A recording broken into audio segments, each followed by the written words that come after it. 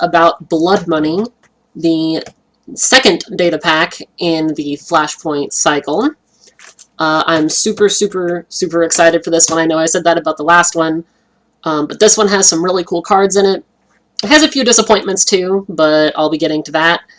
But overall, it's a pretty neat set. So before I get started, I will go ahead and mention that FFG has just announced a new Android board game set in the same universe as Netrunner.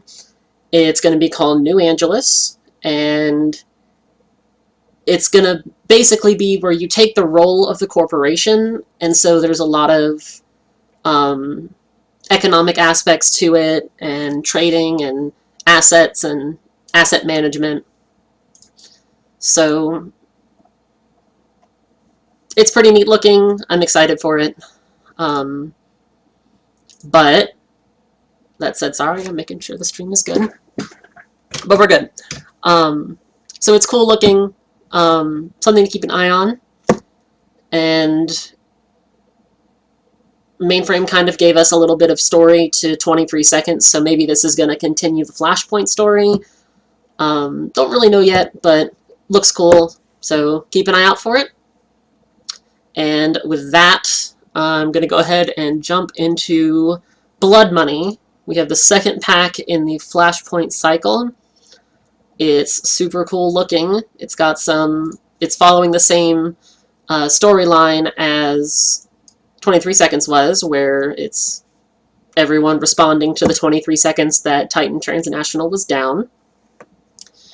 And this time, I'm going to do what I said I would do in my last video, and I gave everything, I'm a little more prepared this time, I gave everything scores of 1 through 5, and I actually consulted with my buddy Austin, and he did the same, so I'm going to give you each of our numbers, and then I'm going to talk about why I gave it the number I did. So hopefully this will be a little more organized than last time. So let's get started. We will start with Credit Crash, which I will pull up for you right now. Credit Crash, we have an Anarch event. It is 1 to play, make a run. Trash the first non-agenda card you access during this run at no cost. The corp can then spend credits equal to the res or play cost of the access card to prevent this trash. Excuse me. I gave this a 1 out of 5, as did my friend Austin. My first response when I saw this card was like an eh, and from there it just kind of turned into a louder, longer eh sort of thing. The only real incentive to use this is to hit operations, since if it was just normal trashable cards, then you would just trash them. But a lot of the prime targets this could hit are super easily savable, is my big problem with it. For example, like hitting Jackson, they don't have to pay anything, it's just, it does nothing. Traffic Accident does nothing. Scorched Earth is only 3 to save it. All-Seeing Eye and Closed Accounts are only 1 to save, and those are like a lot of the big popular operations right now. Overall, it's a very lackluster run event, and while I get kind of the basic idea behind it, the biggest thought that I have with this is, why not just run another imp? So I don't think it's going to see a whole lot of play. Bit of a disappointing card.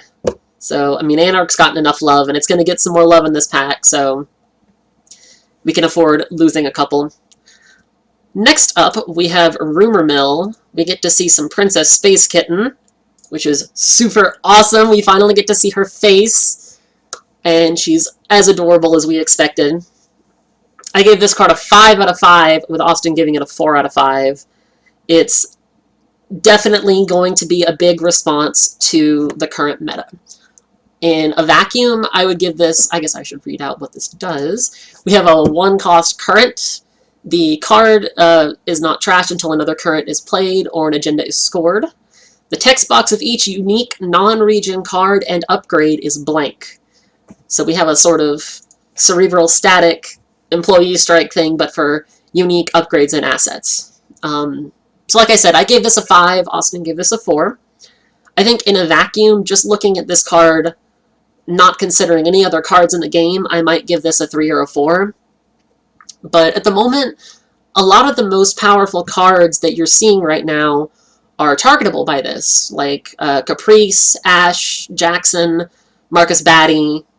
And so this kind of serves as similar niche to Political Operative, but it can hit a lot of targets all at once. You don't have to trash it, so whereas Political Operative, you'll pop it once and get rid of one thing. This will hit all those things at once, so when HB makes their super server and they have Ash and Caprice on top of each other, both of them are blanked. The trade-off compared to Political Operative is it can't hit Sansan, it can't hit regions. But this can hit a lot of the other important things. It's pretty much just a solid include right now.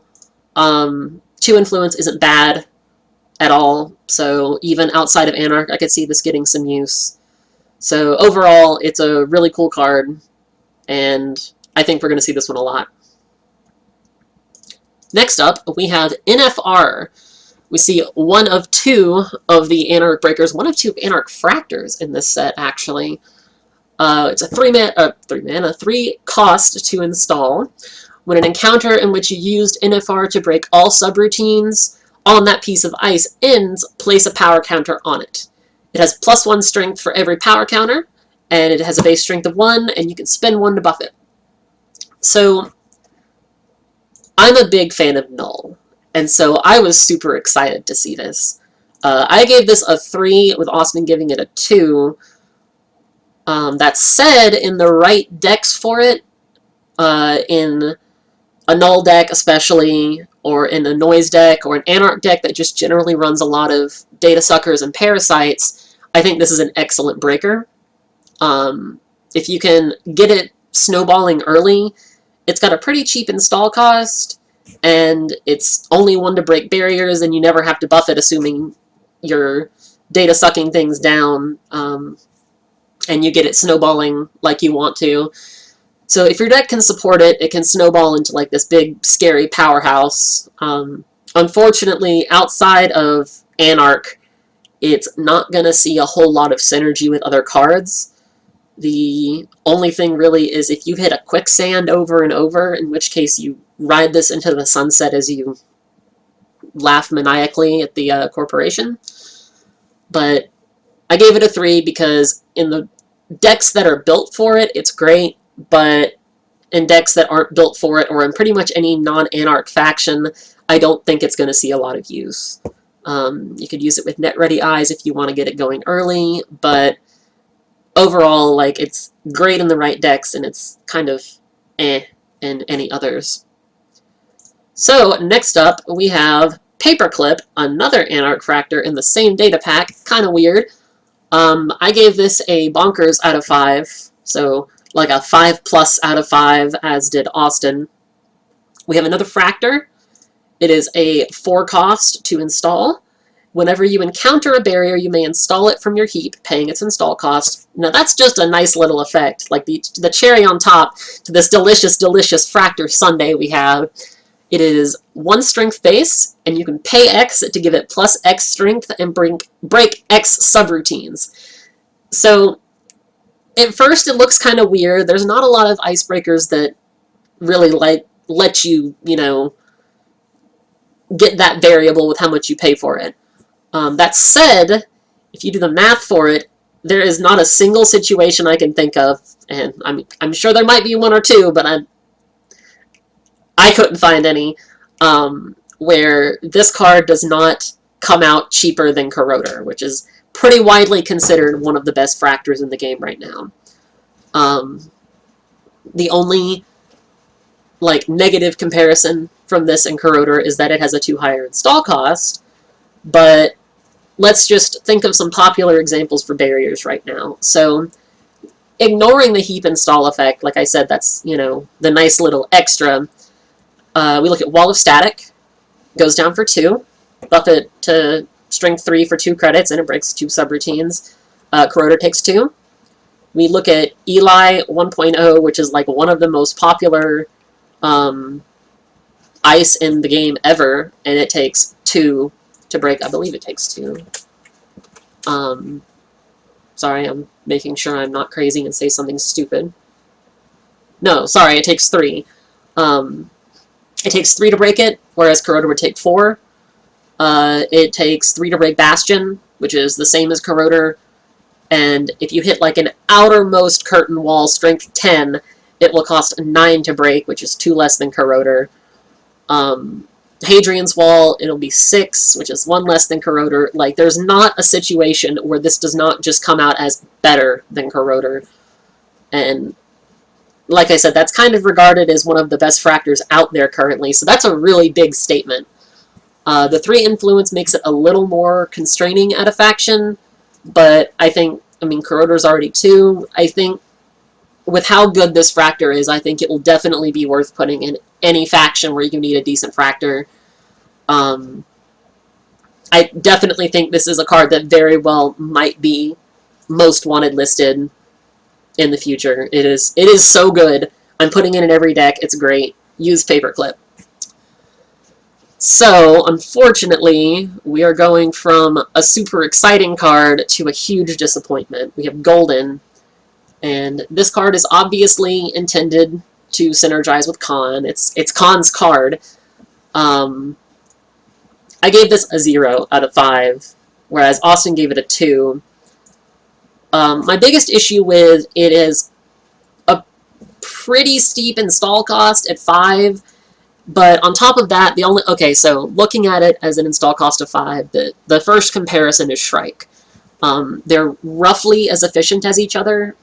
This gives +3 strength for the same buff cost, or I'm backwards, sorry. Shrike gives +3 strength for the same buff cost, but breaks all subroutines. But overall, it's pretty costly to get using because it's 1 base strength. Like, Shrike also has the chance to cost no memory in the right decks, so with the same influence, I can't imagine splashing this out of faction over Shrike. Now, even in faction, Criminal has Mongoose, Criminal has Fairy, so the question becomes, if we're comparing this to just Mongoose and Mimic, or even just a Shrike, there's very few situations I can see this on its own coming out on top over it. The D-Res ability is, I think, way too costly for it to justify its worth. I think if it bounced the ice to the corp's hand, that might be different. But if we consider using this against an Ichi 1.0, super popular Sentry, we see an HB, only counting using this ability and breaking the subs, like not including the install cost. Only the ability, it cost 8 to buff and break it, and D-Res Ichi. So add that on to the install cost of having to install it the first time and reinstall it afterward. Even if we assume you're getting Khan's bonus credit both times, that's still like 16 credits in total. It is just so costly. Like I said, if it bounced the ice to their hand, I might give this like a 1 or a 2. As it is, I see this card as unplayable, which I hate because it's pretty, and Khan is pretty. I really like both of their arts. But it's, unfortunately, I just can't see much of a use for it. I just realized I don't have any music playing. I will try to fix that for you guys real quick. Let's see here. If I can find it.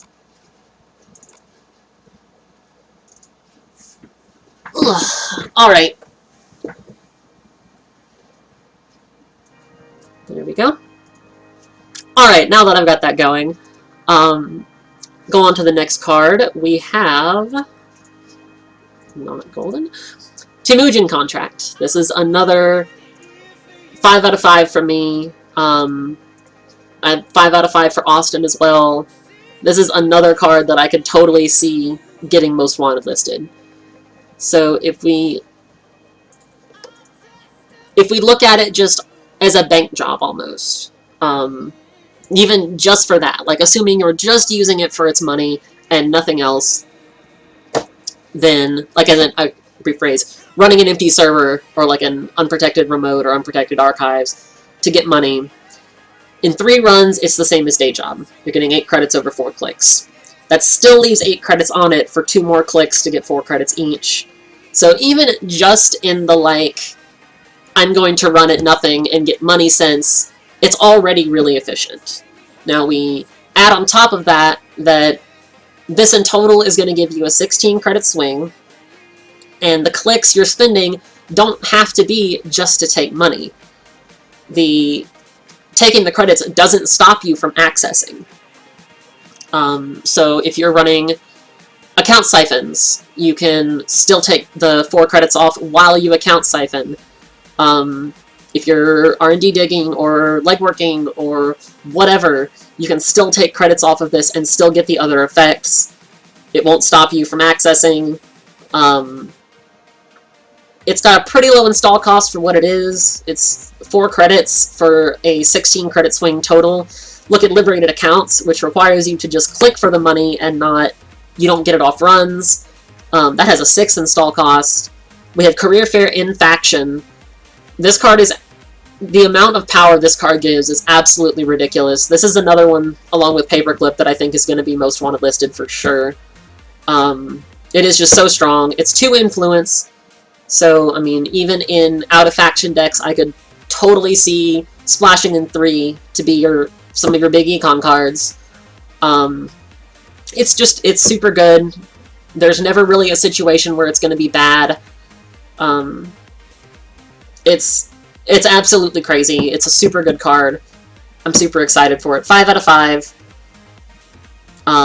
Yeah, that's all I have to say about that. Next up, we're going to look at the League of Legends crossover with Quinn. Her name is Khan. She is Criminal's newest runner. She's a 40-12, which seems to be kind of the new theme going on in this cycle for identities. She's a natural, and the first time you pass a piece of ice each turn, you may install an icebreaker from your hand, lowering the install cost by 1. I gave her, like Golden, a 0 out of 5, unfortunately. Austin giving her a 1. The only real redeeming factor I can see about her is that she has a 40-card minimum, but Silhouette does the same thing. So, we look at her ability. The only thing that synergizes with, unfortunately, is Golden, which I've already kind of established that I have a pretty strong distaste for. Otherwise, we don't really see much of a use for her ability. There's not much of a reason you would want to install something after passing a piece of ice. And even then, you're saving 1 credit to do something that, and I guess the click as well, but there's just not a lot of opportunities where you're going to make a lot of use of this throughout the game. Her art's pretty, and I really wish she was better, but especially at 12 influence, like, I just cannot see ever considering making a deck with her. Like I said, she's pretty, but that's about all there is to it. She just doesn't have enough going on with her ability right now to justify using her over any other criminal. Hopefully in the rest of the cycle we might see some more stuff to interact with her and maybe redeem her a bit. But as it is, it's just absolutely, like, never leaving my storage box.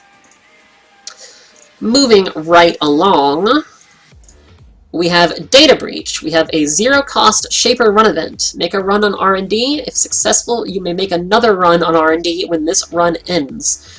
I gave this a 1 out of 5, with Austin giving this a 0 out of 5.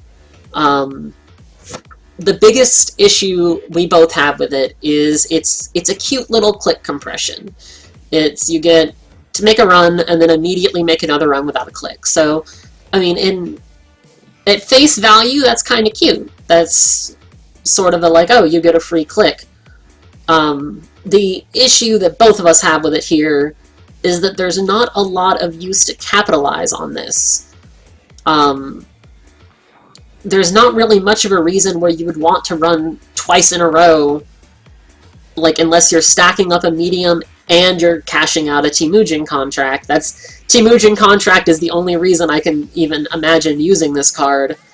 Like, it's not awful in concept, it's just not good. At least it's got a 0 cost, which, I mean, I can't say saves it, but if it had more than a 0 cost, I would tear the card in half, and that'd be that. Not much else to say there, so sorry, Shaper. You all got kind of the short end of the stick here. Next up, we have algo trading. I gave a 2 out of 5, and Austin gave a 3. We see a resource job, 0 cost to install. When your turn begins, you may move up to 3 credits from your credit pool onto algo trading. When your turn begins, place 2 on algo trading from the bank if there are at least 6 credits on it. You can click and trash it to take all credits from algo trading. As I said, I gave it a 2, Austin gave it a 3 out of 5. I can see some Order and Soul shenanigans going on here. That's kind of like the first thing that comes to mind. Anything that makes you lose credits as an investment might, let that Order of Soul give you the drip. Otherwise, I think it's just kind of an awkward card. And I don't say awkward as, like, unplayable like I might with Data Breach.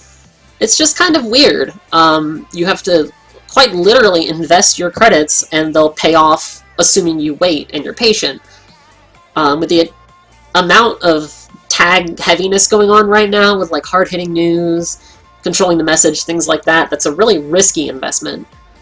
That said, if you can get it going and you can afford to be losing those 3 credits for 2 turns, it rolls in an extra 2 credits per turn without having to, like, click to add to it, other than to take the money off. And so that's not terrible. And this is obviously built to play around cards like Financial Collapse and things that focus on how much money the runner has. I can't really imagine, like, relying on it more than I would a Magnum or a Professional Contacts, but it's got its place in niche decks. Like I said, it's got the Order of Soul stuff going on, so I definitely don't think it's unplayable. I don't think I would personally use it, but I'm not also a big Shaper player, so your mileage may vary. But otherwise, that's about that. Next up, we have Beth Kilrang Chang. I'm using the spoilers that were posted on Reddit, so that's why the quality is a little questionable. By the way, everyone who posts spoilers, I do appreciate you. You're awesome. Keep it up.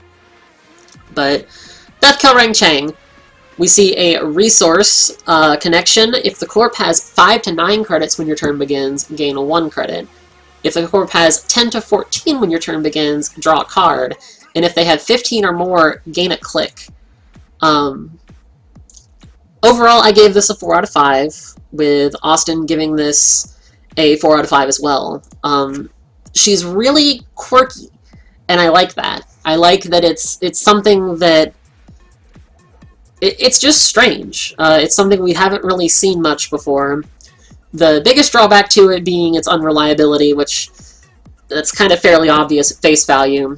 And the corp can attempt to play around it, but with Sandberg becoming kind of like the hip new asset, especially with HB, the corp's going to have to think twice about stockpiling all their money, since this pretty much hard counters Sandberg. The more money the corp has, the stronger their ice are, but giving the runner an extra click is a pretty big deal.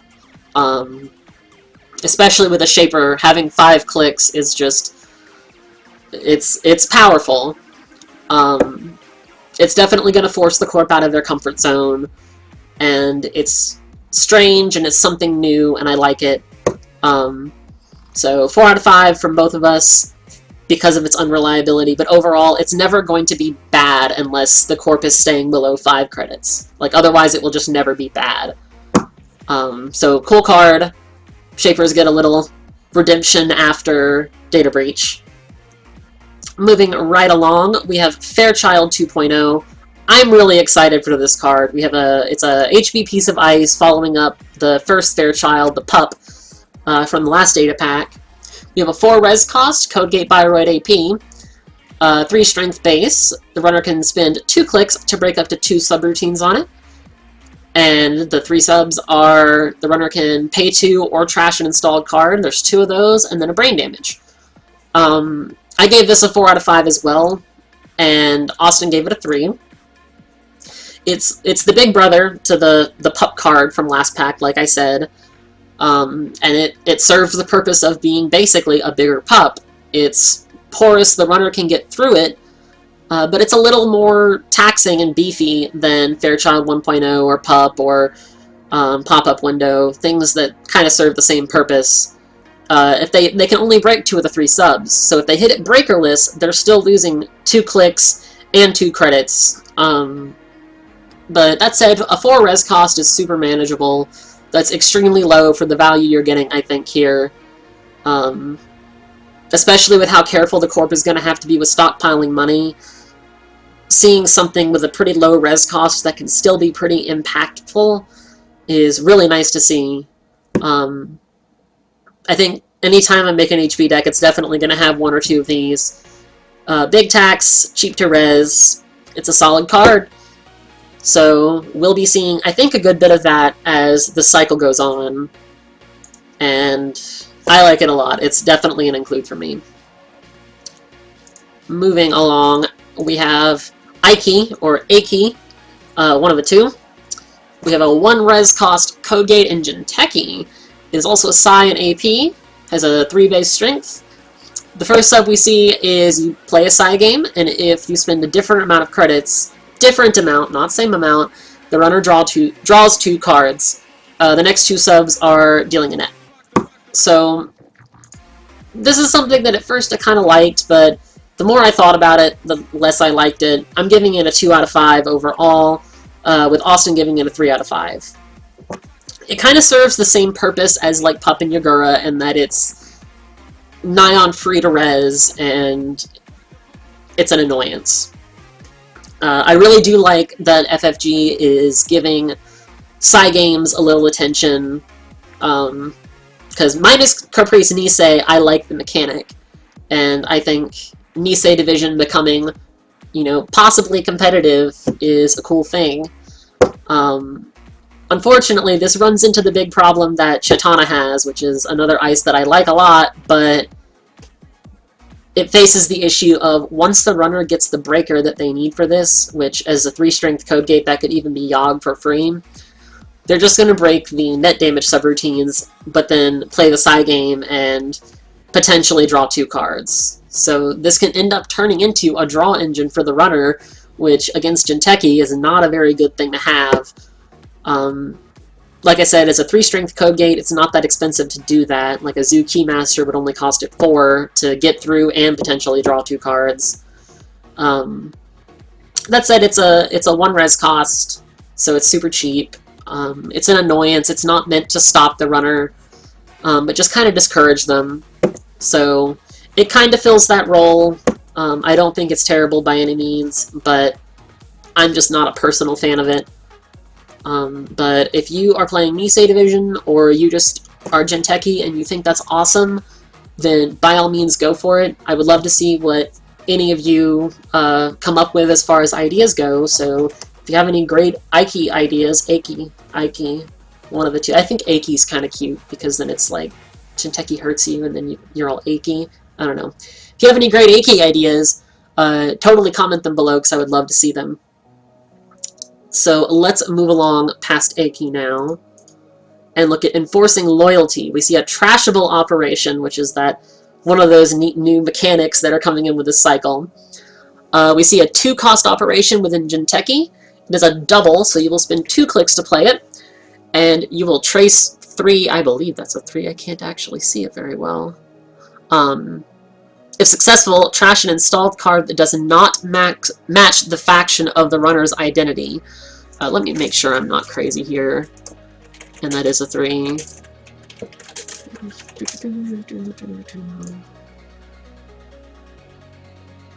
It is a trace 3, I'm not crazy. Okay. But yeah, we see a 2-cost double, trash an installed splashed faction card. This is it's kind of a strange mechanic. We've never really seen something that is impacted by what the runner is spending influence on. I gave this a 2 out of 5, with Austin giving this a 3 out of 5. It's a little unusually timed, I think, considering most of the IDs coming out have had 12 influence lately. So I do think it's kind of a little strange just as far as timing goes to put something in that punishes out-of-faction cards when you're going to have less out-of-faction cards. The base trace is pretty low for already having a kind of steeper play cost of 2 clicks and 2 credits. But the biggest target for this is also going to be some pretty influential cards, namely Breakers, since a lot of like Shapers and Criminals splash in Anarch Breakers, Film Critic in non-Shaper decks, Political Operative in non-criminal decks, things like that. So there are some kind of high priority targets. Generally, if someone is splashing a card from another faction, it's because they really want it for some reason. So if you can outmoney the runner, I think this can pay off. That said, I do think there's other cards that can do the job better, depending on what the runner, what you're trying to trash. Like if it's Breakers, you can, and you're Jinteki, you can Marcus Batty on a Cobra or something like that. Don't think it's a bad card, don't think it's a great card. Like I said, 2 out of 5 from me. So if that's another one that anyone has any crazy ideas or thoughts on, let me know down below. But for now, moving on to Hatchet Job. Basically a very similar card, actually. We see a trash cost on it as well, to cost double. This one is a trace 5, and this is in NBN instead of Jinteki here. We see a trace 5 to add an installed non-virtual resource to the runner's grip. So this is, I think, kind of like a little Enforcing Loyalty's older brother. That is also, I'm going to assure that I'm not crazy, but I believe that is a 1 trash cost as well. Except I can't find it. Okay, well, pretty sure that's a 1 trash cost. So apologies on the vagueness there. But this is kind of like a bigger brother to Enforcing Loyalty. I'm giving this one a 3 out of 5, with Austin giving it a 4. It's the same play cost entirely, but with a base trace of 5 instead of 3, at the exchange of bouncing something to their hand rather than trashing it. It's also not faction reliant, so whereas Enforcing Loyalty can only hit out-of-faction cards, this can hit anything that is installed. Overall, I think that makes it a little bit better just because you can be a little more broad with what you're targeting with it. Especially considering this is in the faction that has more trace-oriented cards, whereas Jinteki doesn't have a whole lot of that. Indian is just flooding with trace cards, especially if you're playing maybe Controlling the Message and running some primary transmission dishes, or if you're playing Making News, or if you're playing Controlling the Message. But overall, I like it better than I do Enforcing Loyalty. It's a solid card. It's not groundbreaking, but it's also not like anything to go store away. It's definitely something that I think we'll see sometimes. Maybe not like in every deck, but it's worth keeping an eye on. So, moving onward, we have Special Report. We have another NBN operation with a 1 play cost. You can shuffle any number of cards from HQ into R&D and then draw that number of cards. I gave this a 1, with Austin giving this a 0. This is a very awkward card. I feel like this card probably came into being when they were first thinking of disposable HQ. And they scrapped this idea, made disposable HQ, and then later on said, well, let's just make that card anyway. Like, that's, in my mind, that's what happened. It's very awkward. It doesn't put cards at the bottom of R&D like it seems like it should. It shuffles them. So if it was something where you could have cards in your hand you don't want to see because they're agendas or because you don't need them, and you could put them at the bottom of your deck, then I think I would like it a lot better. But it shuffles it, so the cards might end up back on the top if you're lucky. So it's pretty much just a small answer to being agenda flooded, but there's a lot better cards that can let you do that. Disposable HQ being one of them. So overall, I just don't think this has much of a place. Austin's big idea with it was it's kind of the card you would play if you're looking in your hand and you say, I need mid-seasons right now. And so if you really need to go through your deck for 1 card, then that's kind of the only use for it, but overall I don't think it quite serves the purpose that it should. So, kind of weaker. I can't see myself using it, and I'm like a diehard Indian fangirl. So, next up, we have CI Fund. We have a Wayland asset, 0 to res, 2 to trash. This is basically algo trading, but on the corp side. And it's when your turn begins, you can move up to 3 from your credit pool to CI Fund. And if you have at least 6 on there, you put 2 on it at the beginning of your turn every turn. Unlike algo trading, you don't spend a click to take the money off, you spend 2 credits and you trash it. So, unfortunately, I don't like this one quite as much as algo trading. I gave this a 1 out of 5, whereas Austin gave this a 2. My biggest thing is that you also have to spend money to take the money off of it. So it's a cheap trash cost. It's going to take you several turns to pay off. So, like, at least, you know, you have your 2 turns of putting money on it. So you got 3 and 6, and then on the 3rd turn, it'll put 2 on it. And then if you were to take it after the 3rd turn, it would net 0. I mean, I guess that's not even counting the click you spent to install it. So it has to be out for at least 4 turns to really make good use of it.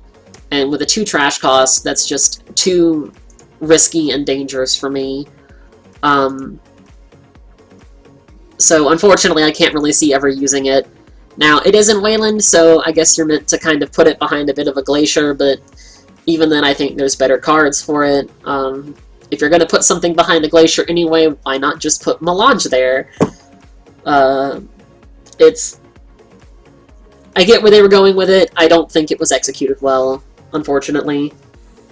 Ugh, let me get that out of my face. So after a good string of disappointments here, we're going to go to Liquidation, which is a 1-cost event. It is a double Wayland 1 influence. Spend an extra click because it's double. Trash any number of rezzed cards and gain 3 credits for each card trashed. That does not specify in a server, so it can be ice, it can be upgrades, it can be resources, whatever you want it to be. I gave this card a 4 out of 5, whereas Austin gave it a 1. And my 4 specifically comes from the fact that I like a lot of trap decks and kill decks, like I've mentioned. One of the biggest awkward things with kill decks, to me, is if I motion a Cerebral Overrider and they don't run at it. Or if I put a snare out in the open or a shock out in the open and they don't run at it. So instead of having to let them sit there awkwardly until I install over them, pretty much all of those traps cost 0 to res. Junebug costs 0 to res. News Team costs 0 to res. Just things like that. So if at any point I'm like, well, I installed this Junebug and this Cerebral Overrider and this snare in the open and all that stuff, and the runner never checked them, I'm going to res them and then liquidate and clear the board of them, which I wanted to do anyway, and I'm going to gain 3 credits for each of them. You can also do this with ice, if you're the kind of person who runs like quandaries, vanillas, things that are meant to just force the runner to find their breakers and then be kind of negligible after. It'll let you get rid of those and make some money back off of them. I don't really like that it's double, just because I feel like it still serves the purpose, and I still think it serves that purpose well. It's just if you're spending 2 clicks and a credit, you have to be trashing at least like 2 or 3 things to get much of a benefit out of it. That said, it does the purpose that I just described pretty well, and that's something we've never really seen addressed in a corp card before. So I like it a lot. At 1 influence, I could see running it in Jinteki, or like if you're playing, what's that thing? Cybernetics Division in HB, and you're trying to do traps and stuff. I think it can be effective as that. So if you like it, it's kind of a niche ability, but it does that niche really well. Next card we have is a new Wayland ID, a 40 card minimum, 12 influence Wayland ID, Builder of Nations. This is definitely an interesting one, and gives it almost, I don't want to say almost a Jinteki spin, but I kind of want to say almost a Jinteki spin. We have the first time the runner encounters a piece of ice with at least 1 advancement token on it each turn, do a meat damage. I say that I call that a Jinteki spin because it's not like a big thunk of meat damage like Boom or Scorch. You know, it's kind of just ping at them while they're in a run. But it's definitely something cool that I think Wayland's needed to see for a while. I gave this a 3 out of 5, with Austin giving this a 3 as well. Being a smaller deck in Wayland is definitely going to be fighting click compression a lot. Like trying to score out before the runner can get set up, and so using Changeling Ice and Shipment from Kaguya, anytime the runner encounters that ice, they'll effectively lose a click because of their hand size. I think the ability would be a little more exciting if it was once per run, but at the same time I think that would end up being way too strong. But it's once per turn, that's still pretty good.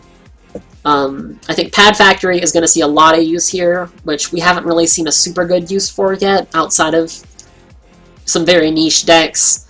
So we'll see some Pad Factory, we'll see some Satellite Grid, that's going to make a comeback. We might see Constellation Ice make a comeback. So it's definitely got some cool synergies with it. I don't think it's quite as strong as Controlling the Message, and I'm kind of afraid to say that's kind of subconsciously part of why I gave it a little lower score. But I still think it's a cool deck. I still think with advanceable like Trap Ice and Snares and things like that, I think you could do some funny little cutesy things with. So it's a cool idea. I'm excited for it. And I think it's going to be something that we see some interesting decks with. On into the neutrals, we see the saddest card we've seen in a while with Tiny Little Crying Chaos Theory. It is a neutral corp operation. We have a 0 play cost. Play only if the runner has at least 6 credits. The runner loses 2 credits for each installed resource. They can trash a resource to prevent this. I gave this a 1 out of 5. Austin gave this a 2. And the more I've looked at it, I've kind of regretted not giving it a 0. It basically just says the runner chooses a resource and trashes it. If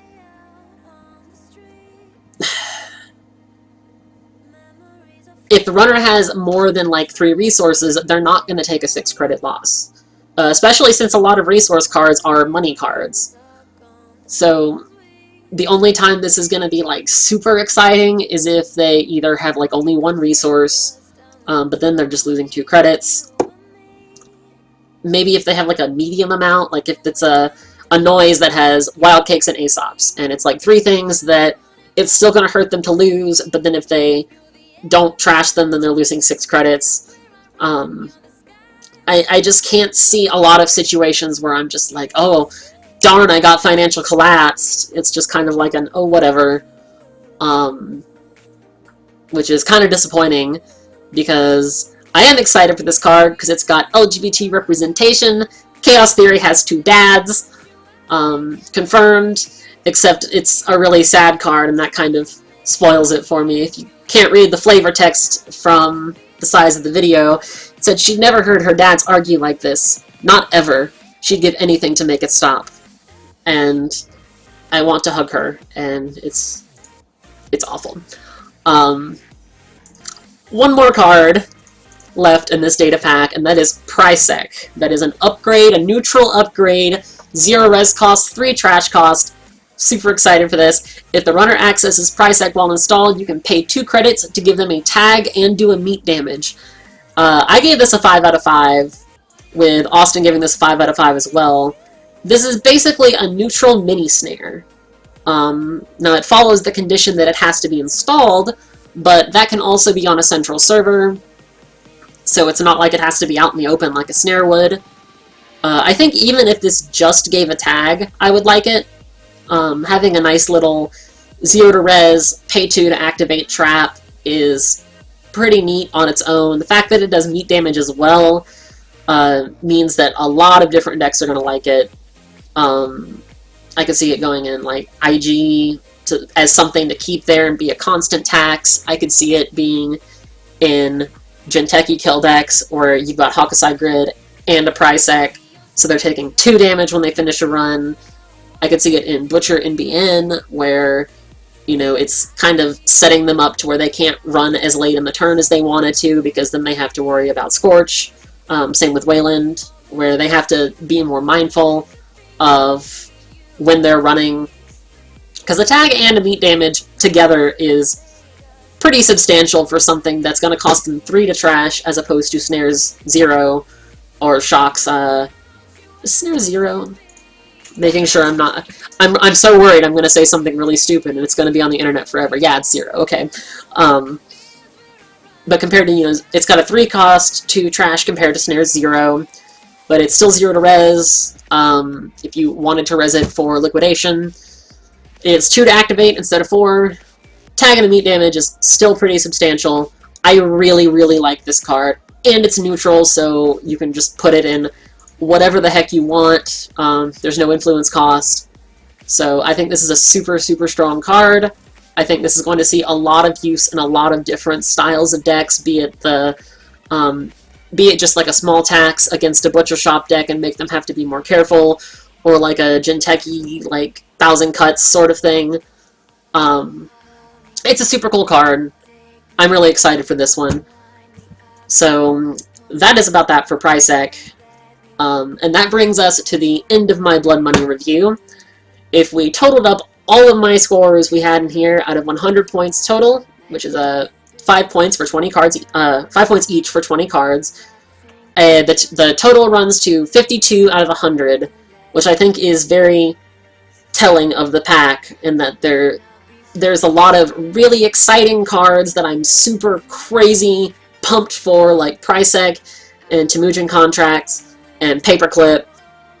And then there's a lot of cards that I just want to put in a box and never look at again, like Khan and Golden, and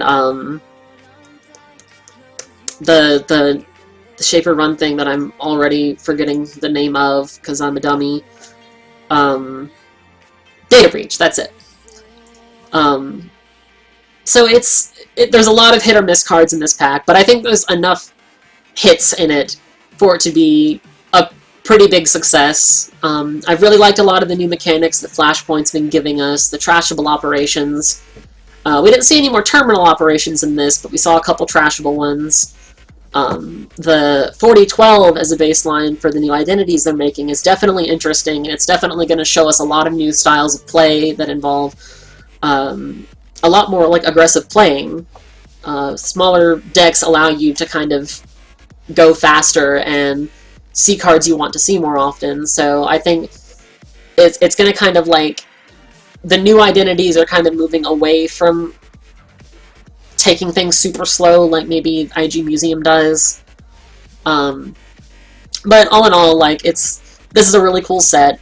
It's definitely one that I'm excited to pick up. It's definitely one that you should be excited to pick up. You should put Paperclip in all of your decks, you should put Pricek in all of your decks, and you should put Temujin Contracts in all of your decks. And that said, that brings me to the end of my review for Blood Money. So if you enjoyed this video and my last video, you should click the like button below. It really helps me a lot. It really helps Bad Publicity a lot. But mostly it helps me and my pretty face. But I've been having a lot of fun doing this, guys. So thank you guys for watching. Thank you guys for watching the stream. And if anyone wants to talk to me personally, you can either comment below or you can tweet at me here at Break1Barrier. I'm super active on it. And I love talking to people about new cards and strategies and stuff. So, that said, thanks for watching, everyone, and I will see you next time whenever I talk about escalation. Everyone have fun, and happy running!